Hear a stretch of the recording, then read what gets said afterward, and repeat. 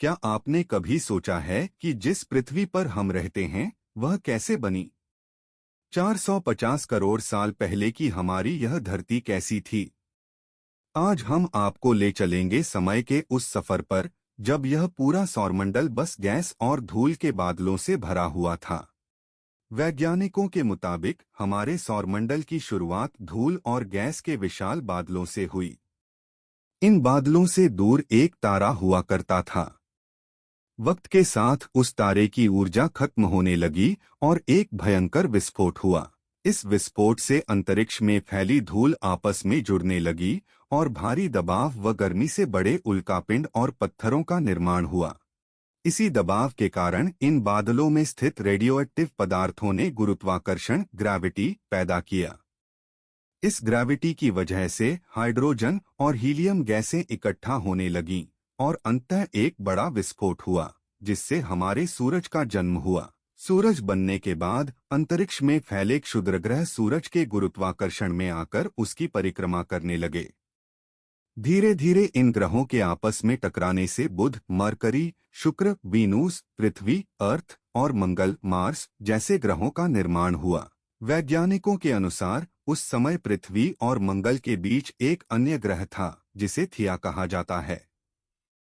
यह ग्रह पृथ्वी से टकराया और इस भयंकर टकराव से पृथ्वी के कुछ हिस्से टूटकर अंतरिक्ष में फैल गए। इन टुकड़ों ने मिलकर पृथ्वी के चारों ओर एक रिंग बनाई और इन्हीं टुकड़ों के जुड़ने से हमारा चांद, मून बना। उस समय पृथ्वी पर सिर्फ एक ही महासागर था और इसका तापमान करीब 1958 डिग्री सेल्सियस था। धीरे धीरे पृथ्वी ठंडी होने लगी। भारी तत्व जैसे लोहा और रेडियोएक्टिव पदार्थ पृथ्वी के केंद्र में चले गए और हल्के तत्व सतह पर रह गए। लाखों सालों तक उल्कापिंडों की बारिश होती रही और इन उल्कापिंडों के साथ नमक, खनिज और पानी पृथ्वी पर आया। करीब 300 करोड़ साल पहले पृथ्वी का वातावरण स्थिर होने लगा।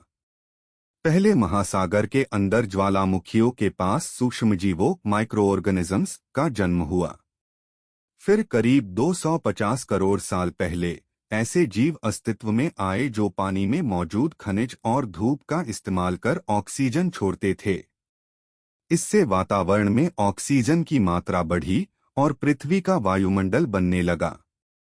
इस दौरान पृथ्वी की सतह पर मौजूद आयरन ने ऑक्सीजन के साथ प्रतिक्रिया कर लाल हो गया और धरती का रंग आज के मंगल ग्रह की तरह दिखने लगा। लेकिन फिर टेक्टोनिक प्लेट्स के टूटने से ज्वालामुखी सक्रिय हुए, जिससे कार्बन डाइऑक्साइड वातावरण में बढ़ गई। इससे एसिड की बारिश शुरू हुई और पृथ्वी का तापमान तेजी से गिरने लगा। पृथ्वी पूरी तरह बर्फ से ढक गई और लाखों सालों तक एक सफेद ग्रह बनी रही। लेकिन अंदर की गर्मी ज्वालामुखियों के रूप में बाहर निकलती रही, जिससे धीरे धीरे बर्फ पिघलने लगी। वातावरण में फिर से ऑक्सीजन बढ़ी और समुद्र में छोटे छोटे पौधे उगने लगे।